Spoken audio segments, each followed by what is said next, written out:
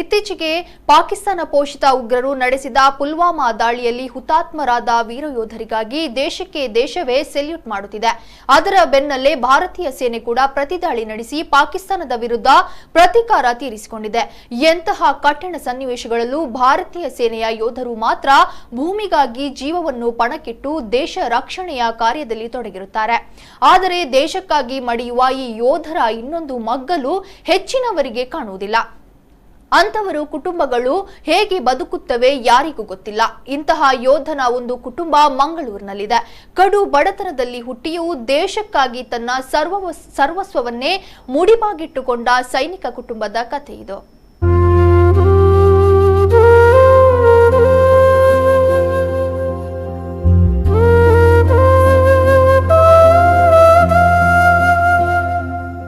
ಹೌದು, ಈತ ಸುಕುಮಾರ್.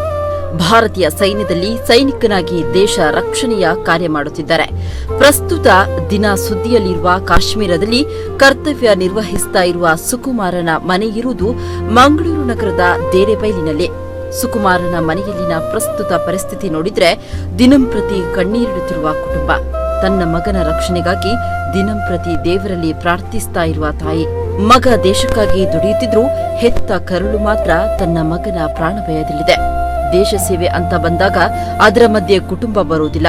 ಒಮ್ಮೆ ದೇಶ ಸೇವೆ ಮಾಡ್ತೇನೆ ಎಂದು ಪಣ ತೊಟ್ರೆ ಮತ್ತೆ ಅದರಿಂದ ಹಿಂಜರಿಯುವ ಪ್ರಯತ್ನವನ್ನ ಯಾವ ವೀರ ಯೋಧನೂ ಮಾಡುವುದಿಲ್ಲ. ಅಂತಹ ದಿಟ್ಟ ಯೋಧ ಮಂಗಳೂರಿನ ಸುಕುಮಾರ್.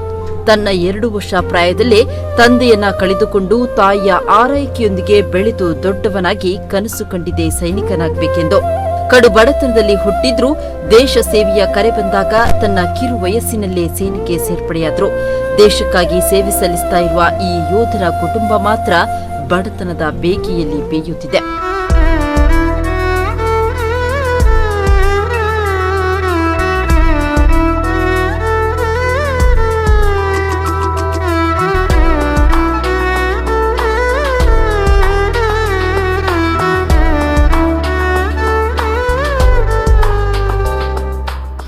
ನಾವು ಸೈನಿಕರನ್ನ ಹಾಡಿ ಹೊಗಳುತ್ತೇವೆ, ಅವರ ಕಾರ್ಯವನ್ನ ಮೆಚ್ಚಿ ಕೊಂಡಾಡುತ್ತೇವೆ. ಅವರು ಉಗ್ರರ ದಮನ ಮಾಡಿದ್ರೆ, ಶತ್ರು ಪಾಳಯಕ್ಕೆ ನುಗ್ಗಿ ದಾಳಿ ಮಾಡಿದ್ರೆ ಪಟಾಕಿ ಸಿಡಿಸಿ ಸಿಹಿ ತಿಂಡಿ ಹಂಚಿ ಮೆರವಣಿಗೆಗಳನ್ನ ನಡೆಸಿ ಸಂಭ್ರಮಿಸುತ್ತೇವೆ.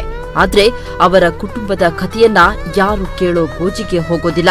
ಯೋಧರ ಕಷ್ಟ, ಅವರ ಕುಟುಂಬದ ಗೋಳು ಭಾವನೆಗಳು ಅವರಿಗೆ ಮಾತ್ರ ಗೊತ್ತು. ಹಾಗೇನೆ ನಮ್ಮ ವೀರ ಯೋಧ ಸುಕುಮಾರ್ ಮನೆಯಲ್ಲಿಯೂ ಕುಟುಂಬದ ಪರಿಸ್ಥಿತಿ ಅಷ್ಟಕ್ಕಷ್ಟೇ. ಬಡತನ ತುಂಬಿ ತೊಳಕುತ್ತಿದೆ. ಒಂದು ಕಡೆ ತಾಯಿಯ ಆರೋಗ್ಯವೂ ಸರಿಯಿಲ್ಲ. ಇದ್ದ ಒಬ್ಬ ಮಗನು ದೇಶ ಸೇವೆಗಾಗಿ ಸೈನ್ಯಕ್ಕೆ ಸೇರಿರುವುದು ಒಂದು ಕಡೆಯಲ್ಲಿ ಸಂತೋಷವಾದ್ರೆ, ಇನ್ನೊಂದು ಕಡೆಯಲ್ಲಿ ಭಯವಾಗ್ತಿದೆ ಅಂತಾರೆ ಕುಟುಂಬ ಸದಸ್ಯರು. ಅವರು ಸಾಧಾರಣ ಅವನು 14 ವರ್ಷದಿಂದ ಆರ್ಮಿಗೆ ಸೇರಿದ್ದಾನೆ. ಅಂದರೆ 18 ವರ್ಷ ಪ್ರಾಯದಲ್ಲಿ ಆರ್ಮಿಗೆ ಸೇರಿದ್ದಾನೆ. ಈಗ ಸಾಧಾರಣ 14 ವರ್ಷ ಜಮ್ಮು ಕಾಶ್ಮೀರದಲ್ಲಿ ಅವನು ಕಾರ್ಯನಿರ್ವಹಿಸ್ತಾ ಇದ್ದಾನೆ. ಅಲ್ಲಿ ಸಾಧಾರಣ ಒಂದು 4-5 ವರ್ಷ ಲದಾಖಲ್ಲಿದ್ದ, ಆಮೇಲೆ ಸಿಯಾಚನ್ನಲ್ಲಿದ್ದ, ಆನಂತರ ಜಮ್ಮು ಕಾಶ್ಮೀರದಲ್ಲಿದ್ದ, ಆಮೇಲೆ ಪೂಂಚಲ್ಲಿದ್ದ, ಒಂದು ಸಾಧಾರಣ 3 ವರ್ಷ ಪೂಂಚಲ್ಲಿದ್ದ. ಅಲ್ಲಿಂದ ಈಗ ಪುಲ್ವಾಮಾ ಅಲ್ಲಿಂದ ಮೇಲಿದ್ದಾನೆ. ಅವನು ಚಿಕ್ಕ ಪ್ರಾಯದಲ್ಲಿ, ಅಂದರೆ 2 ವರ್ಷ ಪ್ರಾಯದಲ್ಲಿ ನಮ್ಮ ತಂದೆ ತೀರಿ ಹೋಗಿದ್ದಾರೆ. ತುಂಬ ಕಷ್ಟಪಟ್ಟು ನಮ್ಮ ತಾಯಿ ಸಾಕಿದ್ದಾರೆ. ನಮಗೆ ನಿಜವಾಗ್ಲೂ ಅವನು ಆರ್ಮಿಗೆ ಸೇರುವುದು ಅಂತ ಹೇಳಿದರೆ ತುಂಬ ಇದೆ. ಅಂದರೆ ಬರೀ ಏನೂ ಇಲ್ಲ, ಅವನು ಬರೀ ಪಾಪ, ತುಂಬ ಪಾಪ. ಒಂದು SLC ಕಲಿತ ಕೂಡಲೇ ಅವನು ಆರ್ಮಿಗೆ ಸೆಲೆಕ್ಟ್ ಆದ. ಆನಂತರ ಅವನು ಪೊಲೀಸಿಗೆ ಸೆಲೆಕ್ಟ್ ಆಗಿದ್ದ. ಮೊದಲು ಈ ಆರ್ಮಿ ಮೊದಲು ಬಂತು, ಆಮೇಲೆ ಅವನು ಆರ್ಮಿಗೆ ಸೆಲೆಕ್ಟ್ ಆದ. ಆರ್ಮಿಗೆ ಸೆಲೆಕ್ಟ್ ಆಗಿ UP ಗಡ್ವಾಲ್ ರೈಫಲ್ಸ್ ಅಂತ ಅವನ ಬ್ಯಾಚ್, ಅಲ್ಲಿ ತುಂಬ ಟೈಮ್ ಕೆಲಸ ಮಾಡಿದ. ಒಂದೂವರೆ ವರ್ಷ ಅಲ್ಲೇ ಇದ್ದ ಅವನು. ಆನಂತರ ಜಮ್ಮು ಕಾಶ್ಮೀರಕ್ಕೆ ಅವನಿಗೆ ಟ್ರಾನ್ಸ್ಫರ್ ಆಯಿತು. ಅಲ್ಲೇ ತುಂಬ ವರ್ಷ, ಅದು ಈಗ 14 ವರ್ಷ ತನಕ ಅಲ್ಲೇ ಇದ್ದಾನೆ. ಒಂದು ಕಡೆಯಲ್ಲಿ ಅವನ ಫೋನ್ ಬರೋದಿದ್ದರೆ, ಒಂದು ಕಡೆಯಲ್ಲಿ ತಾಯಿ ತುಂಬ ಟೆನ್ಷನ್ ಮಾಡ್ತಾರೆ, ಒಂದು ಕಡೆಯಲ್ಲಿ ನಮಗೆ ಸಹ ತುಂಬ ಟೆನ್ಷನ್. ಒಂದು ಕಡೆಯಲ್ಲಿ ಖುಷಿನೂ ಆಗ್ತದೆ, ಆದರೆ ಒಂದು ಕಡೆಯಲ್ಲಿ ದುಃಖ ಸಹ ಆಗ್ತದೆ. ಈ ಎಲ್ಲ ವಿಷಯ ಎಲ್ಲ ನೋಡುವಾಗ ಎಲ್ಲ. ನಾವು ಇವತ್ತು ಭಾರತೀಯ ಭೂಸೇನೆಯಲ್ಲಿ ಸೈನಿಕನಾಗಿ ಕೆಲಸ ಮಾಡುತ್ತಿರುವ ನಮ್ಮ ಸಹೋದರ ಸಮನಾಗಿರುವ ಶ್ರೀ ಸುಕುಮಾರ್ ಇವರ ಮನೆಗೆ ಭೇಟಿ ಕೊಟ್ಟಿದ್ದೇವೆ.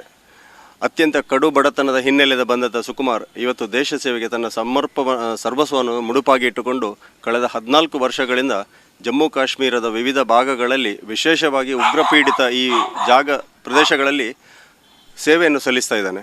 ಇವತ್ತು ನಾವು ಈ ಮನೆಯನ್ನು ಯಾಕೆ ಗಮನಿಸಿದ್ದಂತ ಹೇಳಿದರೆ, ನಾವು ವಿಜಯೋತ್ಸವಗಳನ್ನು ಮಾಡ್ತೇವೆ ಅಥವಾ ಬೇರೆ ಬೇರೆ ಆಚರಣೆಗಳನ್ನು ಮಾಡ್ತೇವೆ, ಆದರೆ ವಿಜಯೋತ್ಸವ ಅರ್ಥಪೂರ್ಣವಾಗಿರಬೇಕು ಅನ್ನೋ ನೆನೆಯಲ್ಲಿ ನಮ್ಮದೇ ಪ್ರದೇಶದಲ್ಲಿ, ಅದು ಕೂಡ ಜಮ್ಮು ಕಾಶ್ಮೀರದ ಅತ್ಯಂತ ಉಗ್ರಪೀಡಿತ ಪ್ರದೇಶದಲ್ಲಿ ಕಳೆದ ಇಷ್ಟು ವರ್ಷಗಳಿಂದ ಸೇವೆ ಸಲ್ಲಿಸುವ ಈ ಯುವಕನನ್ನು ನಮ್ಮ ಊರಿನ ಜನರಾಗಿ ನಾವು ಗುರುತಿಸದೇ ಇದ್ದರೆ ಅದು ನಾವು ಮಾಡುವ ಜೀವನದಲ್ಲಿ ಅತ್ಯಂತ ದೊಡ್ಡ ಅಪರಾಧ.